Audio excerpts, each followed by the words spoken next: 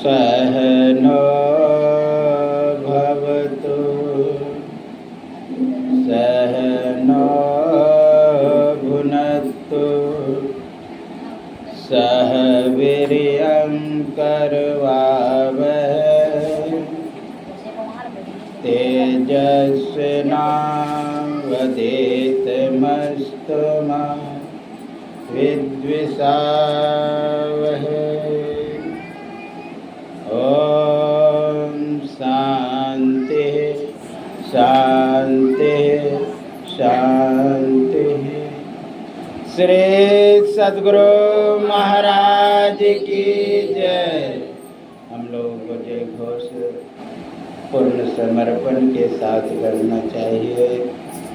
जब तक समर्पण नहीं होगा तब तक प्रभु की कृपा नहीं होती है।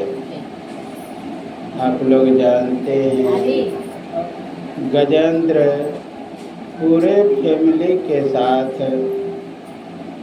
गिरधकूट पर्वत के तलहटी में जो तालाब था उसमें स्नान करने के लिए घुसे।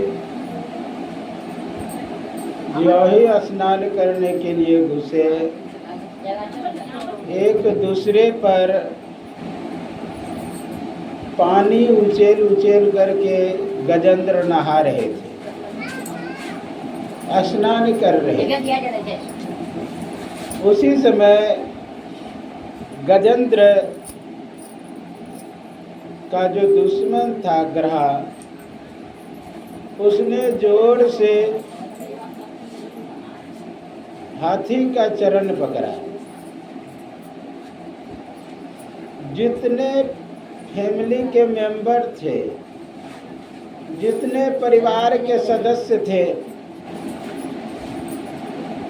वह भाग खड़े हुए। किसी ने सहायता नहीं किया, किसी ने बचाने का प्रयास नहीं किया। गजेंद्र समझ गए सुख के सब साथी दुख में न कोई। सुख में सभी प्रेम करते हैं, दुख में बहुत कम विरले होते हैं जो दुख में सहायता करते हैं। फिर भी गजेंद्र सोचते हैं कि मैं तो शक्तिशाली हूँ, गजों का राजा हूँ। भयंकर युद्ध हुआ दोनों में। कभी ग्राह पकड़ करके पानी की ओर ले जाता है अधिक पानी में, कभी गजेंद्र खींच करके ऊपर की ओर ले आता है। दोनों में भयंकर युद्ध होता है। एन कैन प्रकार युद्ध करते करते गजेंद्र थक गया, परेशान हो गया, पूरा शरीर डूबने लगा। अंतिम में केवल सूर बचा। उसी समय कमल फूल लेकर के भगवान के चरणों में फेंकता है और कहता है दुख हरो हरि। दुख के हरण करने वाले को हरि कहते हैं। दुख के हरण करने वाले को हरि। ज्यों ही पुकार लगाए भगवान तेजी से गए बचाने, दौड़ के गए। इतने तेजी से गए कि हो बोला बैकुंठ में थी बोले हाथी के पास। तो पुकार में देर है लेकिन भगवान को आने में देर नहीं है। विचार करिए, जो डूबता हो व्यक्ति, थोड़ा आवाज करता हूं, जो डूबता हो, आप लोग एक कहावत सुने होंगे, डूबते हुए को तिनके की सहारा। डूबता हुआ व्यक्ति किस आर्त होकर के पुकारा होगा, कितना व्याकुल होकर के पुकारा होगा। विचार करें, कितनी श्रद्धा से पुकारा होगा।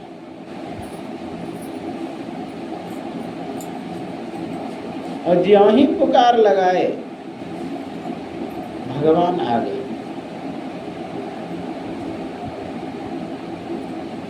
हरिद्वार में मैं तपोवन झारी में रह रहा था, 2000 ईस्वी की बात। किनारे पर ही कुटिया बनाए थे, किनारे पर एक व्यक्ति धंसता हुआ आ रहा है, डूबता हुआ, डूब रहा है, कभी उग रहा है। मैं सोचा बचाने जाऊंगा तो मुझे ही पकड़ लेगा। मैं गया एक लाठी लेकर के, तैरते हुए गया, लाठी पकड़ाया, लाठी पकड़ा करके उसको खींचते आए बाहर, ऊपर आ गया, लाठी छोड़ ही नहीं रहा, इतना जोर से पकड़ा। विचार किया, सहारा उसको हो गया लाठी। उसी तरह भगवान की पुकार करना चाहिए पूरी श्रद्धा और विश्वास के साथ। बोलिए श्री सद्गुरु महाराज की जय। एक बार और श्री सद्गुरु महाराज की जय। सर्वत्र रूप में विराजमान आराध्य देव को कोटि से नमन। व्यक्त रूप में यत्र तत्र अन्यत्र विराजमान संत जन, विज्ञ जन, सज्जन वृंद, माता एवं धर्मशीला भक्तिमती बहनों के अंतस्थ विराजमान परमात्मा को मेरा नमन। अभी आप लोग यत्र तत्र से, क्या नाम है इनका घर वाला?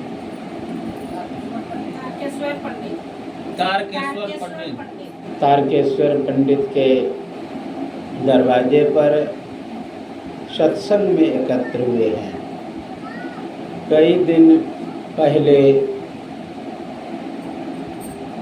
हमारा प्रोग्राम लिया गया कि बाबा सत्संग कर दीजिए। मैं बोला कब? तो कहा जब आप दे देंगे समय तब। तो मैं बोला ठीक है, 10 तारीख को मैं खाली हूँ, 11 तारीख को ढोघा जाना है। आज ही सुबह आया हूँ बाहर से। कहने का भाव, ये श्रद्धा से सत्संग करा रहे हैं। तो सत्संग में आप लोग पाठ में सुने रामचरितमानस सार सटिक 7वें सोपान उत्तर कांड में कि सभी का विचार है, मत है। क्या मत और विचार है? कि अगर सुख चाहिए, अच्छा कोई व्यक्ति ऐसा होगा जो सुख नहीं चाहेगा, यश कीर्ति नहीं चाहेगा। सभी लोग सुख चाहता है। क्यों सुख चाहता है? जीव के अंदर ऐसी भावना क्यों है कि सुख हो, तृप्ति हो, संतुष्टि हो? ऐसा क्यों? इसलिए कि परमात्मा अत्यंत सुखी है और उनका हम अंश हैं। अंश जब तक अंशी के तरह न हो जाए तब तक अतृप्त महसूस करता है, असंतुष्टि महसूस करता है, अपने आप को खाली महसूस करता है। जैसे समुद्र है, कोई भी नदी कलकल करती हुई, हिमालय की सीना चीरते हुए, पत्थरों से टकराती हुई समुद्र में जाकर के मिलती है। क्योंकि समुद्र में क्या है?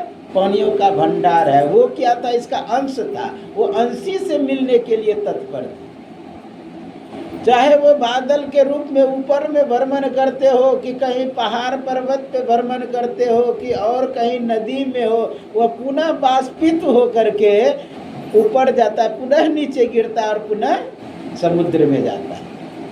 उसी तरह यह जीवात्मा चाहे गाय की शरीर में हो, कि और भैंस के शरीर में हो, कि मनुष्य के शरीर में हो, हर समय चाहना रहता है कि उस परमात्मा रूपी अंशी से हम मिलें। परमात्मा रूपी समुद्र के पास मैं जाऊं, परमात्मा से जाकर के मिल जाऊं। क्योंकि अत्यंत अगर संतुष्ट है तो परमात्मा है, अत्यंत शांत है तो परमात्मा है, अत्यंत सुखी है तो परमात्मा है। तभी आप सुखी हो सकते हैं। जो अत्यंत सुखी है उसके पास चले जाएंगे, अत्यंत शांत है उसके पास चले जाएंगे, अत्यंत तृप्त है आप उसके पास चले जाएंगे।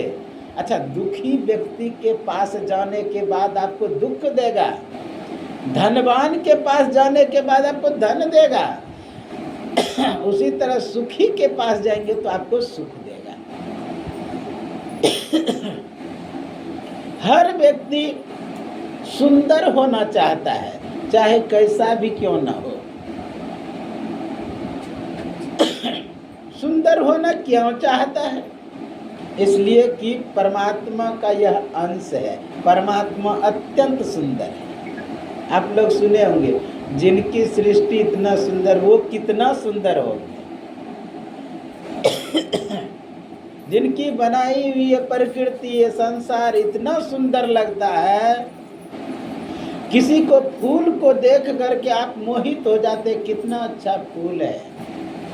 किसी के रूप को देख करके मोहित आ जाते, इसका रूप कितना सुंदर है। किसी के महल को देख करके मोहित हो जाते, इसका महल कितना अच्छा है। तो इतने सुंदर को देख करके इतना आप मोहित होते हैं, इतना आप आकर्षित होते हैं। जो इस सृष्टि को बनाने वाले हैं वो कितना सुंदर है। इसलिए जीव हर समय, हर क्षण, हर वक्त चाहता है कि मैं सुंदर हो जाऊं। क्या कोई कुरूप है, वो व्यक्ति दर्पण को नहीं देखता है? क्या वो सजता संवरता नहीं है? कि क्या अपने चेहरे को नहीं सजाता है? सब सजाता है, चाहे कैसा भी क्यों ना हो। क्या कोई व्यक्ति अति सुंदर है, क्या वो चेहरे को नहीं सजाती है? वो भी सजाती है। उसको तो होना चाहिए मैं सुंदर हूँ ही, मैं क्यों सजाऊं? लेकिन वो भी अपने आप को अतृप्त महसूस करता है, असंतुष्ट महसूस करता है, अपने आप को कह रहा है कि मेरे अंदर कुछ न कुछ कमी है, इसलिए रंग टिप लगा करके सुंदर होना चाहता है। सुंदर व्यक्ति भी अपने आप को संतुष्ट महसूस करता है।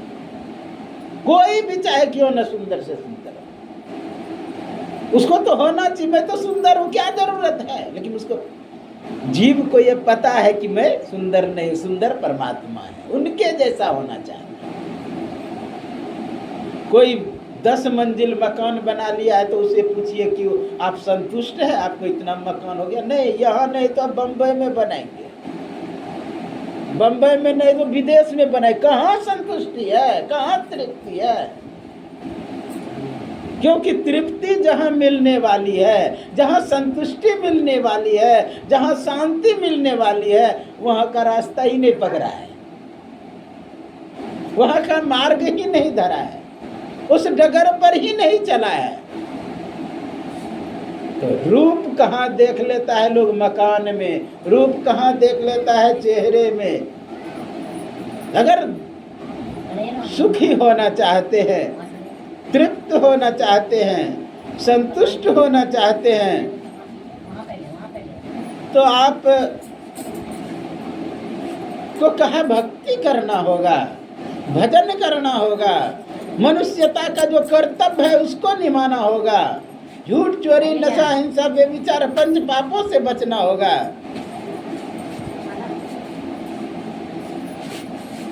जब तक आप भजन नहीं करेंगे, भक्ति नहीं करेंगे, तब तक आप न संतुष्टि मिल सकता है, न सुंदरता मिल सकती है, न तृप्ति मिल सकती है। हर व्यक्ति को चाह है, इसलिए कि अपने आप को असंतुष्ट पा रहा है, खालीपन पा रहा है। वही सभी का मत है, सभी का विचार है। अगर दुख से उपराम होना चाहते हैं, दुख से निकलना चाहते हैं, दुख पर प्रकाष्ठा प्राप्त करना चाहते हैं, तो आप भजन करें। आप कहेंगे महाराज प्रधानमंत्री सब सुखी होंगे, चक्रवर्ती राजा सुखी होंगे, क्योंकि कोई चीज़ का कमी ही उसे नहीं है। सबको कमी है, क्योंकि ये जीवात्म प्रभु का अंश है। अंश मतलब छोटा। जब तक उस बड़े को नहीं प्राप्त कर लेगा, तब तक अपने आप को असंतुष्ट ही मानेगा। संसार के सभी व्यक्ति दुखी हैं, कबीर साहब की वाणी सुने हैं, तन धर सुखिया कोई न देखा, जो देखा सो दुखिया। शरीर जिसने भी धारण किया, चाहे अंडज हो कि पिंडज हो, उष्मज हो कि अंकुरज हो। अंडज जानते हैं किसको? अंडे से जो उत्पन्न हो उसे अंडज कहते हैं। अंकुरज जैसे वृक्षादि अंकुरित होता है, अंकुरज। उष्मज, उष्म मतलब होता है गर्म, जब मतलब उत्पन्न होने, जो गर्मी से उत्पन्न हो, मच्छर आदि जो है, आपके शरीर में भी एक कीड़ा होता है, वो भी केस में होता है, ये सब उष्मज है। पिंडज क्या है? शरीर से, जैसे गाय, बकरी, मनुष्य आदि। ये अंडज हो कि पिंडज हो कि उष्मज हो कि अंकुरज, किसी का भी शरीर हो, कर तन धर सुखिया। तन मतलब केवल अपना शरीर नहीं, किसी का भी शरीर, तन धर सुखिया कोई न देखा। विचार करिए, कीड़े मकोड़े को मारने जाते, क्या आसानी से वो मरता है कि भागता है, अपना प्राण बचाता है? वो भी बचाता है, उसमें भी ईर्ष्या द्वेष होता है, उसमें भी लड़ाई झगड़ा होता है, सब चीज होता है। इसलिए कहा तन धर सुखिया कोई न देखा, जो देखा सो दुखिया। जो भी देखा, कबीर ने कहा सब। अंतिम में कहते कहते ऐसा बात बोलते हैं, ब्रह्मा विष्णु महेश्वर दुखिया जिन यह राह चलाई है। जिन्होंने सृष्टि किया, जो पालन करते हैं, जो संहार करते हैं, कहा वही दुखी है। तो क्या विचार करिए कि बनाने वाले ही दुखी है, तो बनने वाला वस्तु तो स्वाभाविक दुखी होगा। अगर कोई मिस्त्री अच्छा नहीं है, हाँ गड़बड़ है, वो पूरा सीखा हुआ नहीं है, तो विचार करिए उसका बनाया हुआ मकान उकान भी गड़बड़ हो सकता है। वहां कह रहे हैं कि ब्रह्मा विष्णु महेश्वर दुखिया, ये सभी दुखी है, तो उसका बनाया हुआ सृष्टि कैसे सुखी हो सकता है? कहे कबीर सकल जग दुखिया, कहते पूरा संसार ही दुखी है। कहे कबीर सकल जग, सभी दुखी है। दुख अर्थ पृथ्वी होता है, खम्स आकाश, पृथ्वी से लेकर आकाश पर्यंत जितने जीव है सभी को दुख होता है। क्यों दुख होता है? क्योंकि भूख सताता है। भूख का अर्थ भी पृथ्वी होता है, खम्स आकाश, पृथ्वी से लेकर आकाश पर्यंत जितने जीव है सभी को भूख लगता है, इसलिए दुख होता है। कहेंगे महाराज कोई जन लोग तो 6 महीना साल भर नहीं खाते हैं, तो केवल खाना ही भूख की तृप्ति नहीं है, वो एक है। ऐसे अनेक अंगों से भूख लगता है। ये तो मुंह का एक विषय का हम भोजन किए तृप्त हो गए, लेकिन आँखों से भी भूख लगता है, कानों से भी भूख लगता है, जिह्वा से भी भूख लगता है, नासिका से भी भूख लगता है, त्वचा से भी भूख लगता है। आँख से किस चीज का भूख होती है? रूप का। कानों से किस चीज की भूख होती है? शब्द का। नासिका से किस चीज का भूख होती है? गंध का। जिह्वा से किस चीज का भूख होती है? स्वाद का। तो स्वाद तो एक भूख है, यहाँ कई भूख लगा हुआ है। भूख को तृप्त करने के लिए, संतुष्टि लाने के लिए क्या करते हैं? आहार करते हैं। आहार, आहार का अर्थ होता है आंग उपसर्ग हिरिय हरण्य धातु से शब्द बना है। जो भी आप हरण कर रहे हैं, अच्छा मुंह में लेना तो हरण करना हुआ नहीं, हरण करने वाला क्या करता है? आप जानते हैं भगवान कृष्ण हरण किया किसका? रुक्मणी का। तो क्या किया? पकड़ के रथ पर बैठा लिया और अपने साथ लेकर के चले। उसी तरह हम लोग भोजन का आहार करते हैं, हरण करते हैं, मतलब अपने अंदर डाल लिए, अपने अंदर उसको कर लिए। तो क्या है? भूख है, आहार है। आंख से रूप को हरण करते हैं। कोई कोई कलाकार आंख बंद कर लेगा, आपका चित्र बना देगा। वो क्या किया है? हरण करके अपने अंदर रख लिया है। अच्छा, कोई भी इंजीनियर क्या करता है? रूप देता है कोई भी मकान का।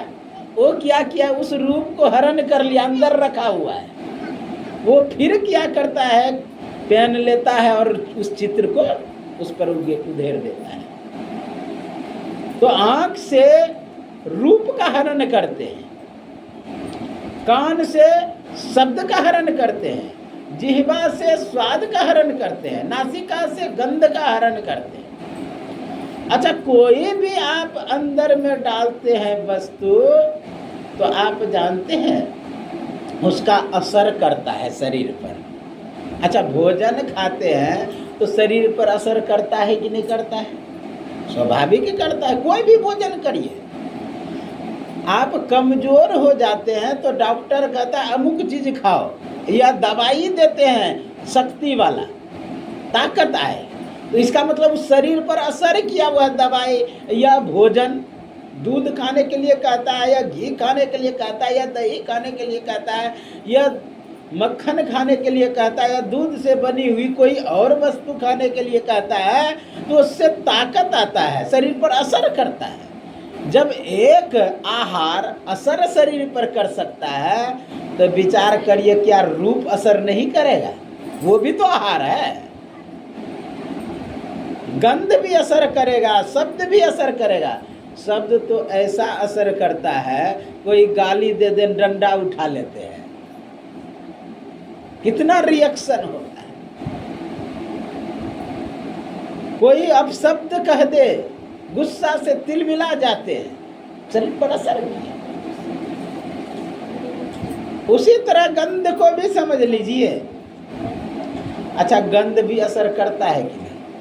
आप कहीं खुशबूदार फूल के पास जाइए, हाँ, वहां पर चेहरे का ढंग देखिएगा और आपके मन की स्थिति देखिएगा। और कहीं गंदा पैखाना के पास जाइए, वहां पर चेहरे पर क्या असर होता है और मन में क्या होता है। क्योंकि जैसा खाए अन्न वैसा होवे मन। एक तो आहार खाते हैं, उसका असर करता है, मन होता है वैसा। उसी तरह रूप भी देखेंगे तो वैसा ही मन होगा, गंध को ग्रहण करेंगे वह भी वैसा ही मन होगा, शब्द ग्रहण करेंगे वैसा ही मन होगा। सब असर करता है। तो जब तक ये चाहना रहेगी, यानी आंख से रूप की चाहना, कान से शब्द की चाहना, नासिका से गंध की चाहना, जिह्वा से स्वाद की चाहना, तब तक कहा दुख होगा। हमारे संतों ने क्या कहा? रूप से अरूप की ओर चलो, गंध से अगंध की ओर चलो। क्योंकि परमात्मा कैसा है जानते हैं? अशब्दम स्पर्श मारूप मव्यम तथा रसम नित्यम अगंधवत्यत। कहा अरूप है परमात्मा, अगंध है परमात्मा, अशब्द है परमात्मा। जब हम शब्द अशब्द में पहुंच गए, अगंध में पहुंच गए, अरूप में पहुंच गए, तो वहां चाहना ही नहीं रहेगा। क्योंकि वहां रूप है ही नहीं, वहां गंध है ही नहीं, वहां शब्द है ही नहीं, तो चाहना किस चीज का? हम संतुष्ट हो जाएंगे, हम तृप्त हो जाएंगे, अपने आप को उस स्थिति में ला लेंगे। तो ये समझ जाइए कि सभी को दुख है। सभी को दुख इसलिए सताता है कि भूख लगता है। इस भूख को मिटा दीजिए, इस भूख को छोड़ दीजिए। यानी रूप रस गंध स्पर्श सभी संतों ने कहा इनसे बचना चाहिए। आप लोग सुने होंगे भगवान राम कहते यही तन कर फल विषय न भाई, स्वर्ग स्वल्प अंत दुखदाई। यह मनुष्य शरीर पाने का यह कर्तव्य नहीं कि तुम रूप में आसक्त हो जाओ, गंध में आसक्त हो जाओ, शब्द में आसक्त हो जाओ, स्वाद में आसक्त हो जाओ, ऐसा संतों ने मना किया है। विषय वासना छूटत न मन से, नाहक नर वैराग्य करे। बहुत सुंदर सब उदाहरण दिया। मछली जिह्वा के कारण, विचार करिए, जिह्वा के कारण वो बंसी में फंस जाता है, स्वाद के कारण। पतिंगा रूप के कारण अग्नि में जल करके भस्म हो जाता है। आप देखिए जहाँ प्रकाश होता है पतिंगा उड़ के आएगा कीड़ा और उसी पर बैठेगा। पारस पाए गजराज हरे, स्पर्श के कारण गजराज मर जाता है। शब्द के कारण मिर्गा फंस जाता है जाल में जाके। कोई बांसुरी बजाता है तो उसमें, सांप को भी आप सुने होंगे कि बीन के बसीभूत, बीन बजाता है तो उसके बसीभूत हो जाता है। एक एक विषय होने के कारण कोई जाल में फंसता है तो कोई बंसी में फंसता है तो कोई गड्ढे में गिरता है। तो विचार करिए मनुष्य के पास तो 5 विषय है कि नहीं? आँख से रूप का भी विषय है, कान से शब्द का भी, नासिका से गंध का भी, जिह्वा से स्वाद का भी। तो इनका क्या हाल होगा? विचार करें। इसलिए कहा जहाँ रूप नहीं है वहाँ चलो, जहाँ गंध नहीं है वहाँ चलो, जहाँ स्वाद नहीं है वहाँ चलो, जहाँ स्पर्श नहीं है वहाँ चलो।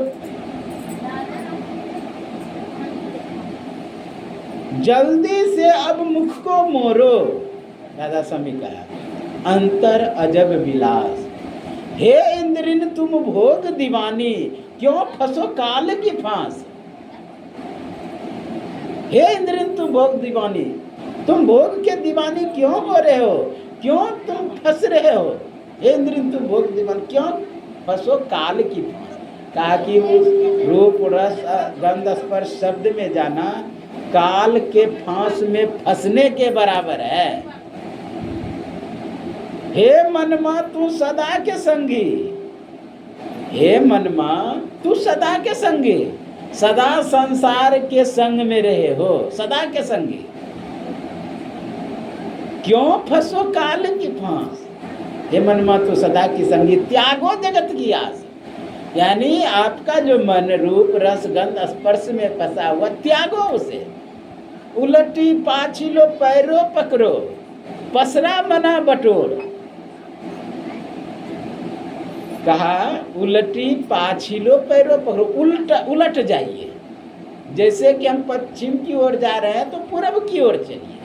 यानी हम लोगों का जो अंदर से बहिर्मुख वृत्ति हो रही है, यानी रूप में जा रहे हैं, रस में जा रहे हैं, गंध में जा रहे हैं, स्पर्श में जा रहे हैं, उलट जाइए अरूप की ओर, अगंध की ओर।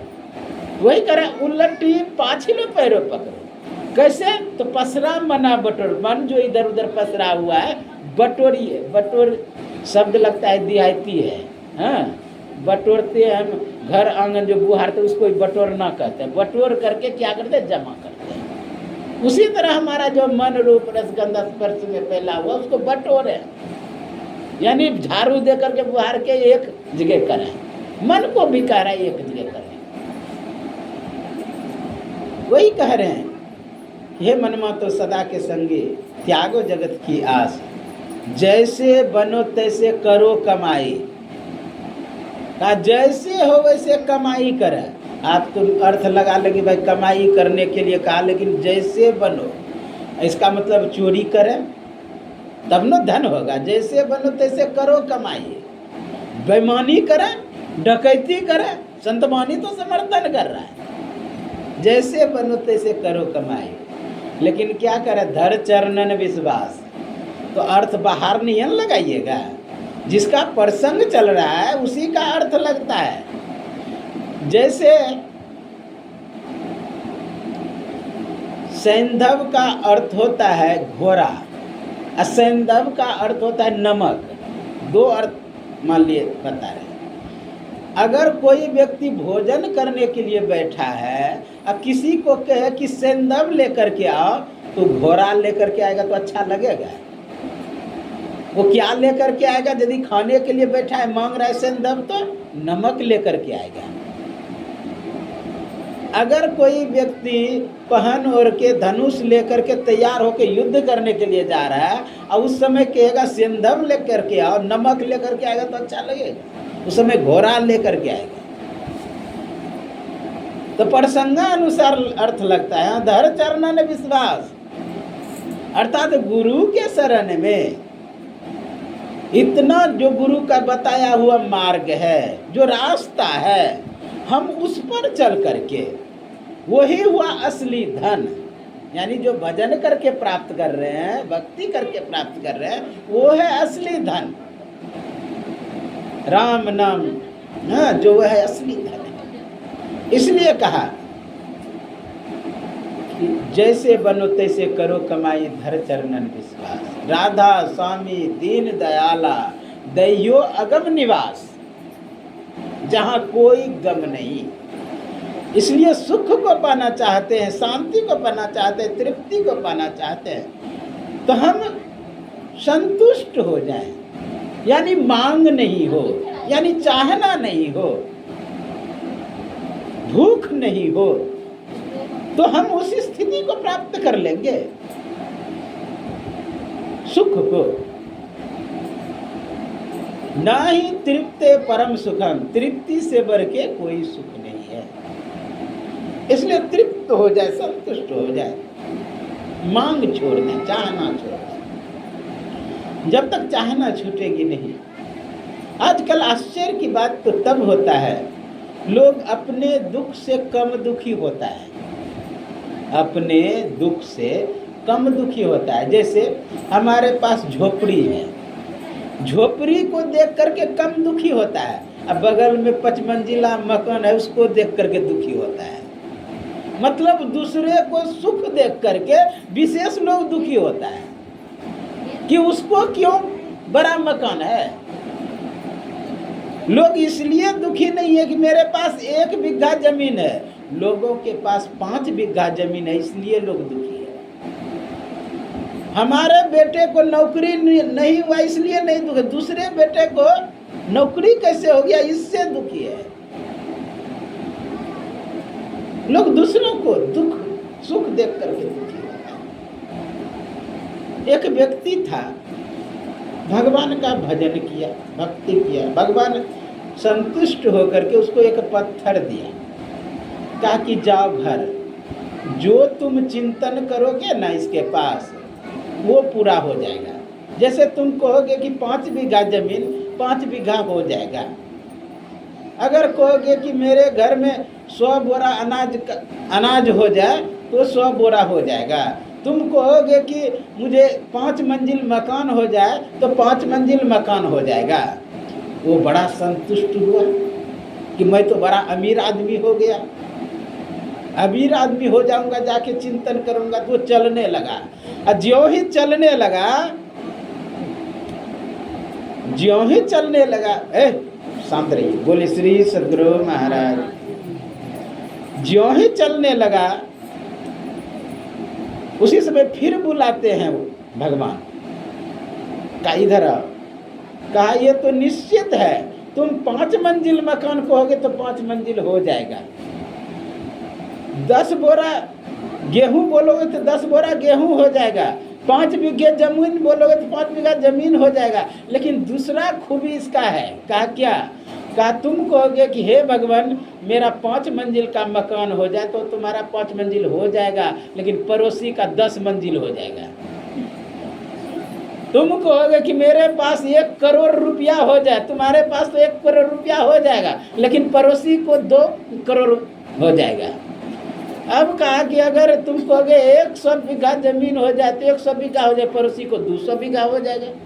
अब सोचता है कि निकालना बेकार है इस पत्थर को, अब हाँ दूसरा आदमी अमीर हो जाएगा। उस दूसरे सुखी ना हो जाए दूसरा व्यक्ति संतुष्ट ना हो जाए, दूसरा व्यक्ति तृप्त ना हो जाए, दूसरे व्यक्ति को 10 मंजिला मकान ना हो जाए, दूसरे व्यक्ति को 100 बीघा जमीन ना हो जाए, दूसरे व्यक्ति सुखी संपन्न ना हो जाए, इसलिए उसको लपेट करके वो बक्सों में रख दिया। पत्नी को कह दिया मैं जा रहा हूँ बाहर कमाने के लिए, हाँ अगर कुछ मजबूरी हो तो तुम इस पत्थर को निकाल के तुम बोलना, वो पूरा हो जाएगा। वो तो चला गया कमाने के लिए, और जब वहाँ से लौट करके आया ना तो देखता है कि हमारे बगल उगल सबका मकान बड़ा बड़ा हो गया है, हम मेरा छोटा ही है। अब आश्चर्य की बात, जा करके कहा पत्नी से, कहा देखिए ना भूखमरी हो गया था, कुछ खाने के लिए नहीं मिलता था, इसलिए आप ही ने तो कहा था चिंतन करने के लिए, मैं जैसा जैसा बोलते गया मुझे होते गया, लेकिन पड़ोसी को डबल हो गया। अच्छा ये बात है। उस पत्थर को लिया, वो कहा हे प्रभु मेरे आंगन में 2 कुआं हो जाए, 2 कुआं तो हो गया, पड़ोसी के आंगन में 4 कुआं हो गया। हे प्रभु मेरा हाथ टूट जाए, उसका तो टूट गया, पड़ोसी का दोनों हाथ टूट गया।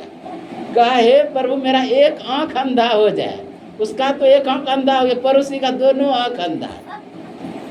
कहा हे प्रभु मैं कुआं में गिर जा, वो तो गिर गया कुआं में, दूसरा सब जा के कुआं में गिर गया। कहने का भाव किया है, दूसरे का सुख देख करके लोग दुखी हो जाता है। दूसरा कैसे दुखी हो उसके लिए भी कितना प्रयत्न करता है, ज्ञान नहीं करता है। एक भाई दूसरे भाई न बढ़ जाए, ऐसा सब आदमी है कि बढ़ने जो उसके लिए प्रयत्न करता है, पुरुषार्थ करता है, मेहनत करता है कि दूसरे को इतना धन ना हो जाए। एक धन्ना जाट था, धन्ना जाट 2 भाई थे, तो दोनों में बंटवारा हो गया। तो धन्ना का भाभी ने क्या किया, इसके पास जो 2 बैल हुआ था, बैल को सोचा कि मार देते हैं, उसमें जहर मिला दिया लाद में, ताकि लोग दुखी हो जाए, हमारा पड़ोसी दुखी हो जाए। सुख सहन नहीं होता है, दुख तो लोग सह भी लेता है। आप देखिए ना कितने व्यक्ति को सुख का नशा होता है। कोई अगर धन वाला हो जाए दूसरे को तो और कुछ नहीं मानेगा। तो कहा तृप्त हो जाए, अगर 5 मंजिला मकान है उसी में संतुष्ट हो जाए, यह नहीं भाव हो को 10 मंजिल हो, 2 बीघा जमीन है उसी में संतुष्ट हो जाए, यह नहीं हो कि 4 बीघा हो। इसलिए संतुष्ट ना ही तृप्ति परम सुखम, तृप्ति से बढ़ के कोई सुख नहीं है। इसलिए अगर आप संतुष्ट होना चाहते हैं, तृप्त होना चाहते हैं, सभी चाहते हैं संतुष्ट होना, तृप्त होना, तो उसका जो युक्ति है, भेद है, तंत्र है, व्यवस्था है, उसके अनुसार अगर चलेंगे। कोई मान लीजिए फार्मूला बता दिया कि तुम्हारा 5 मंजिल इस युक्ति से हो जाएगा, ऐसा तुम कमाओगे, इतना धन इकट्ठा करोगे तो 5 मंजिल का मकान हो जाएगा, तो वो सिस्टम तंत्र व्यवस्था बताया। सुखी होने मतलब 5 मंजिल मकान होना। उसी तरह सुखी कैसे होगे, संतुष्ट कैसे होगे, तृप्ति कैसे होगा, उसके लिए तंत्र व्यवस्था बताया है संतों ने। क्या संतों ने बताया? सभी का मत है, एक का नहीं। आप लोग सुने, शिव अज सुख सनकादिक नारद। शिव अज कहते ब्रह्मा को, सुख कहते सुखदेव मुनि को, सनक सनंदन सनातन सनत कुमार, ये चारों ऋषियों का ही सनकादि कह के और ऋषि भी ले लीजिए। सनक आदि, आदि मतलब और, सनकादि शिव अज सुख सनकादिक नारद। जय मुनि ब्रह्म विचार विशारद।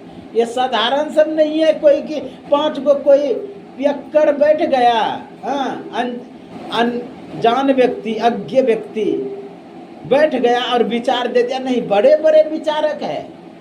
शिव जी साधारण नहीं है, ऐसे शिव हैं कि क्या कहा जाए, एक बार अगर बैठ जाए ध्यान में तो कई 1000 वर्ष तक तप में लग जाए भजन में, ऐसे है। और वो उसका ये विचार है, मत है। आज ब्रह्मा जी जो सृष्टि के प्रारंभ का है, शिव सुख, सुखदेव मुनि विचार कर, सुखदेव मुनि कैसे दुख, सुखदेव आचार्य दुख के डर से गर्भ से माया त्यागी हो, ऐसे त्यागी महामानव जो विरक्त शिरोमणि कहे जाते हैं, परमहंस कहे जाते हैं, उसका यह मत है। सनक सनंदन सनातन सनत कुमार ब्रह्मा का मानस पुत्र, सृष्टि के प्रारंभ का ब्रह्मा का पहला पुत्र कौन है? सनक सनंदन सनातन सनत कुमार, 4 ऋषि। सब छोटे छोटे हैं, वो है दादाओं का परदादा, लेकिन सब का देखेंगे ना फोटो में कहीं भी छोटा छोटा हो, क्योंकि उसको श्राप दिया है ब्रह्मा ने, तो बढ़ेगा नहीं। तो सनक सनंदन सनातन सनत कुमार का यह विचार है, मत है। क्या? शिव सुख सनकादिक नारद जमुनि ब्रह्म विचार विचार, सब कर मत खग नायक या, खग पक्षी राज गरुड़ को कहते हैं। गरुड़ को कौन समझा रहे? कागभूषण जी। सब कर मत खग नायक या, भजिए राम पद पंकज, यानी भजन करो, भगवान के चरणों में प्रेम करो, नेह करो। कहा और किसी का मत है? कहा श्रुति पुराण, श्रुति वेद उपनिषद जो है, श्रुति पुराण सदग्रंथ, सदग्रंथ कहते आप्तवाक्यों को यथार्थ वक्ता द्वारा बोला, जैसे कबीर, नानक आदि संतों का विचार है। तो कह रहे वही सब कर मत खगनाए किया, श्रुति पुराण सदग्रंथ कहा है, रघुपति भक्ति बिना सुख नहीं। जब तक भजन नहीं करेंगे, भक्ति नहीं करेंगे, सुख नहीं मिलेगा, क्योंकि यही सिस्टम है, यही तंत्र है, यही व्यवस्था है सुख पाने का। विचार करिए, हम कितना भजन कर पाते हैं? क्या भजन के बदले क्या हम धन का तो भजन नहीं करते हैं? क्या परिवार का तो भजन नहीं करते हैं? क्या और संगे संबंधी का तो भजन नहीं करते हैं? अगर संगे संबंधी का भजन कर रहे हैं, परिवार का भजन कर रहे हैं, तो वह जो सिस्टम तंत्र व्यवस्था वो गलत की ओर जा रहे हैं। हम कितना समय दे पा रहे हैं भजन में? विचार करिए। परिवार को कुछ हो जाता है तो रोते हैं, संगे संबंधी को कुछ हो गया, मर गया या उसका धन खो गया तो आप रोते हैं, आपकी संपत्ति लूट गई तो आप रोते हैं। क्या एक दिन भी रोए जिस दिन की मानस ध्यान नहीं हुआ, मानस जप नहीं हुआ? एक दिन हम ध्यान में 1 घंटा नहीं बैठ पाए, क्या उस दिन रोए? नहीं रोए, क्योंकि प्रेम नहीं है। प्रेम भक्ति गुरु दीजिए, गुरु महाराज बोले, सब कुछ समर्पण कर गुरु की सेव करनी चाहिए, और सत्संग नित अरु ध्यान नित रहिए कर संलग्न। कहा संलग्न हो करके प्रेम होनी चाहिए, श्री सत्य गुरु की सार शिक्षा याद रखनी चाहिए, अति अटल श्रद्धा प्रेम से। प्रेम रहेगा तब, प्रेम जहां है उसके लिए आप रोते हैं, प्रेम के कारण ही रोते हैं ना। अच्छा, कोई भी संगे संबंधी कोई मर जाता है तो आप रोते हैं, प्रेम है तब रोते हैं। परिवार के कोई सदस्य को कुछ हो जाता है आप रोते हैं, किस लिए रोते हैं? प्रेम है। धन खो जाए, कोई लूट ले, उसके लिए रोते हैं, क्योंकि धन के प्रति प्रेम है। अगर भक्ति में नहीं बन रहा है और नहीं रो रहे हैं तो समझिए भक्ति के प्रति प्रेम नहीं है, भक्ति के प्रति प्रेम नहीं है। बैठो बैठो, बोले श्री सद्गुरु महाराज की। तो भक्ति के प्रति प्रेम नहीं है, इसका मतलब तभी जाकर के हम नहीं रोते हैं। बहुत सुंदर कहा, जिन पाया तिन रोया, गहरे पानी पेट। राम बुलावा भेजिया, दिया कबीरा रो, जो सुख साधु संग में सो वैकुंठ।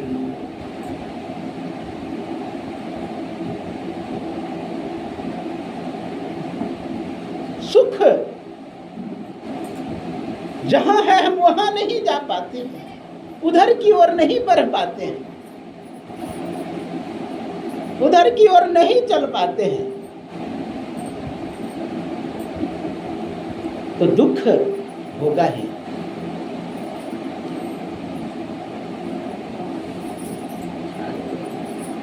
बोलिए श्री सद्गुरु महाराज की जय, श्री सद्गुरु महाराज की जय, श्री सद्गुरु महाराज की जय।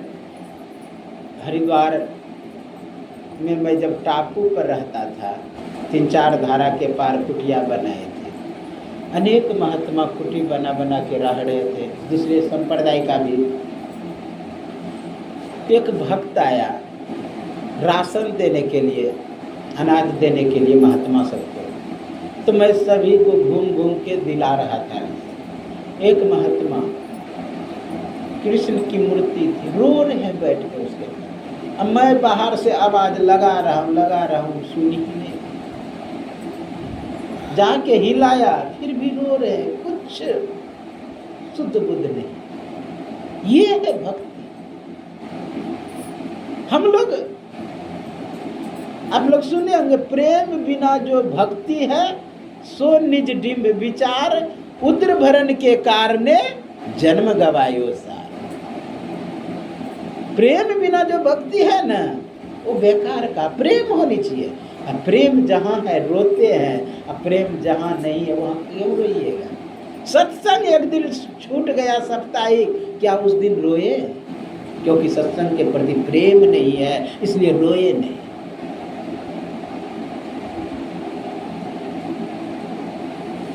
जहाँ प्रेम होता है वहाँ अगर छूट जाता है तो रोते हैं। और जितना नजदीक का होता है ना, उतना रोना होता है। दूर के कोई संगे संबंधी मर जाए तो उसके लिए कम रोते हैं, लेकिन नजदीक का कोई मर जाए तो उसके लिए विशेष रोते हैं, क्योंकि विशेष लगाव है नजदीक से। उसी तरह गुरु महाराज से जितना नजदीक होंगे, अगर उसकी मानस ध्यान नहीं हुआ तो आप रोएंगे। अगर दूर रखेंगे तो रोना नहीं होगा। इसका मतलब गुरु महाराज को दूर रखे हैं, परिवार को नजदीक रखे हैं, धन को नजदीक रखे हैं, संपत्ति को नजदीक रखे हैं, संगे संबंधी को नजदीक रखे हैं। इसलिए संगे संबंधी को देख करके रोते हैं। इसलिए धन खो जाता है तो रोते हैं, परिवार का लोग मर जाता है तो रोते हैं, क्योंकि उसको नजदीक रखते हैं, गुरु महाराज को दूर रखते हैं। अगर आपके अंदर प्रेम होने लगे, रोना आने लगे, तो समझिए गुरु महाराज को नजदीक रख रहे हैं। गुरु महाराज को नजदीक रख रहे हैं। किसी को श्रृंगार में प्रेम है, किसी को धन कमाने में प्रेम है, तो समझिए उतना प्रेम नहीं। आप सुने होंगे एक प्रसंग कि जब भगवान कृष्ण मधुवन में बांसुरी बजाए तो जितने गोपियां थी, जो जिस स्थिति में थी वहां से भाग चली, क्योंकि कृष्ण के प्रति प्रेम था, लगाव था, वो अपने हृदय में बसा करके रखती थी। इसलिए जानते, जो जिस स्थिति में गोपियां थी वहां से भाग चली, उसी स्थिति में। स्थिति का मैं वर्णन कर रहा था एक समय, इस विषय की मैं तैयारी कर रहा था हरिद्वार में। जानते हैं, भोजन खाने के लिए कहीं जाना था, भोजन भूल गया। गीता कुटी बगल में है एक आश्रम, वहां भोजन कराता था, वहां जाना भूल गया मैं। इस विषय में है क्या, कोई गोपियां दूध औटने के लिए दी हुई थी, चूल्हा पर चढ़ाई थी, दूध औटता हुआ छोड़ के भाग चली। ये भी विचार नहीं आया कि उसे उतार करके नीचे रख दो, उसके बाद भागो। ये है प्रेम। अगर दूध उतारने के चक्कर में रहती, दूध से प्रेम होता, कृष्ण से नहीं। कोई दूध दूह रही थी, दूध दूहना छोड़ करके भाग चली। ये नहीं देखी कि मटका जो है जिसमें दूध है वह उलट जाएगी, संभालने के चक्कर में नहीं रही, जिस थी वहीं से भाग चली। आश्चर्य की बात तो तब चेहरे के श्रृंगार कर रही थी, और चेहरे को श्रृंगार आधा ही की, एक आंख में काजल लगाई, दूसरे आंख में लगाई ही नहीं। अगर लगाने के चक्कर में रहते तो श्रृंगार से प्रेम होता, कृष्ण से नहीं। क्योंकि आप प्रधानता किसको दे रहे हैं? श्रृंगार को दे रहे हैं, श्रृंगार को दे रहे हैं प्रेम, वस्त्र को दे रहे हैं।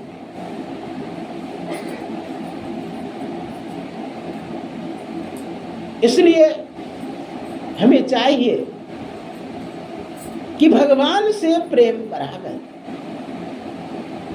भगवान के नजदीक लाने का प्रयास कर। नजदीक है ही, हम ही दूर हो गए हैं। उल्टा लगाइए, हम कहते हैं कि परमात्मा ऊपर में है, दूर बता रहे हैं, परमात्मा नजदीक में है। ये क्यों नहीं कहते हम ही दूर है? लोग कहते मानस ध्यान नहीं होता है, इष्ट का मूर्ति नहीं दिखाई देता है। इष्ट का मूर्ति दिखाई देगा, वो कहीं दूर नहीं है, नजदीक में है, बशर्ते आप देखने की कला भूल गए हैं, उल्टा ही देख रहे हैं। है पूरब में अब पश्चिम देख रहे हैं तो दिखाई देगा? नहीं दिखाई देगा। इसलिए गुरु निर्दिष्ट स्थान, जो गुरु संकेतिक स्थान है, वहां पर देखेंगे तो स्वाभाविक दिखाई देगा। वह तो सर्वत्र है, सभी जगह है। अगर सभी जगह नहीं होता ना तो मूर्तिकार खोद करके उससे मूर्ति नहीं निकाल देते। मिट्टी में मूर्ति नहीं होता तो आकार प्रकार नहीं दे देते। इसे सिद्ध होता है कि वह तो सब जगह है, सभी जगह फैले हुए हैं। इसलिए बैठ जाए जहां जिसको समय जगह मिले। तो कहने का भाव वो सब जगह है, हम खाली देखने की कला भूल गए हैं। इसलिए संतों ने कहा है, तकी तकते रहो मुर्शद ने ये पंजा दिया, बेहोश हो मत छोड़िए चाहे तू जलवा पिया। ताकन की गति है न्यारी, एक बार जो ताकी ले में। इसका मतलब हम सही से देख नहीं पा रहे है, सभी हम ही दूर हो गए हैं। कोई वस्तु दिखाई कब नहीं देता है? अति दूरात, अति दूर में हो तो वस्तु दिखाई नहीं देता है। अति समीप में भी हो तो वस्तु दिखाई नहीं देता है। अच्छा, आंख के नीचे क्या लगा हुआ दिखाई देता है?